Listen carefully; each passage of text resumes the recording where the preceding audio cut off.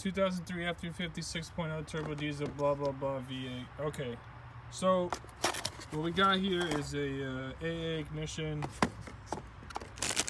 blue string shenanigan thing we're gonna throw in here. Okay, I was pushing like 47.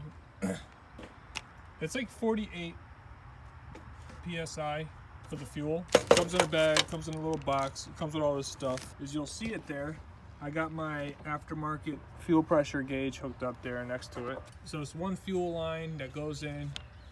We're just gonna start taking things apart. I'll disconnect this and this. I'll pull this out real quick. This one. That should be all we need to do. Disconnecting sensors. Tools you're gonna need is a grippy thingy, 11 millimeters, 8 millimeters. I just rode this, so it might have a little bit of pressure. I just released that a little bit. Flip that back. You don't have this on yours, probably, this fuel pressure gauge, but just disconnect that, get it out of the way. You should have one, but you might not. Connect this sensor off of here so you don't break the bracket.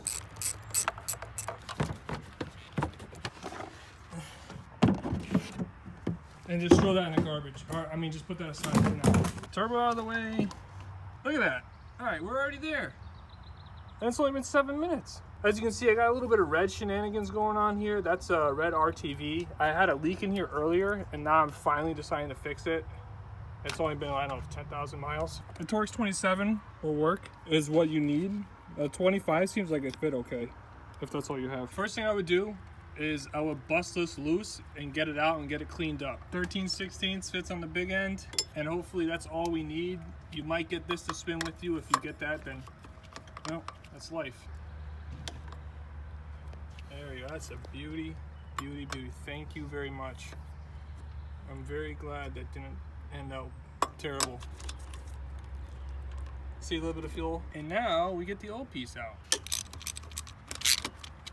See, I kind of like leveraging and pushing down on this hose here, making sure it's perfectly straight or straight enough. These torque bits work well. I like them, they're very grippy. See, I got that red RTV. Yeah, I kind of hacked this, but I'm gonna clean that all up. So you wanna take that thing out. Well, that's gone for good. Whatever. We got this spring here. This little piece I took out from the bottom. I'm gonna vacuum it and throw the pieces in. So now that we're all vacuumed up here, we can start the reassembly process. So we got this little piece right here. That's gonna plug right into the bottom. This other little piece is gonna go right in the top. There was this little rubber piece, but I couldn't get the old one out. It actually looked like it was plastic. I guess that's just what we'll do. We'll just run it like that to the thingy. I'm gonna put that in right here. So like this. Next thing we gotta do is we gotta reuse this fitting here. And so if you have a golf cart and a clamp, or just a clamp in some other place, let's do that. A little dirty, I'm gonna clean this up. Okay, interesting development. The new one is a piece of crap. Who would have guessed, right? You paid 30 bucks. For some reason, this thing's not threading in properly. The issue is, with the new one, the threading is just roughly cut.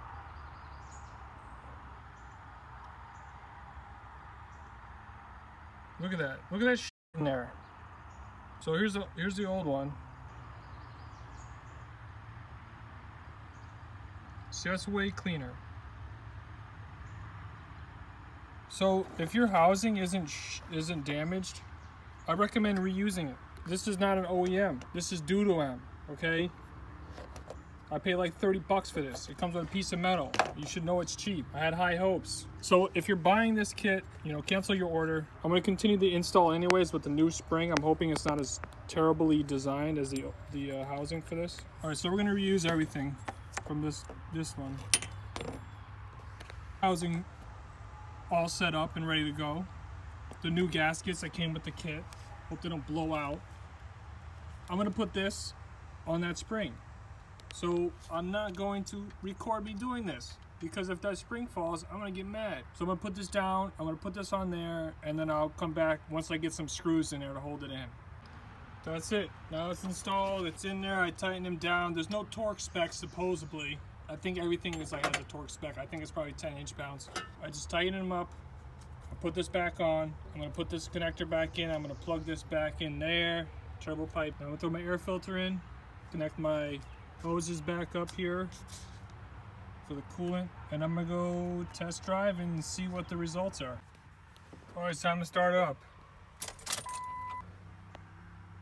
80? I f***ing hope that's not right.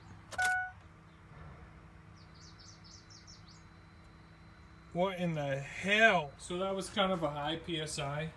Here's the old spring. Here's a new spring.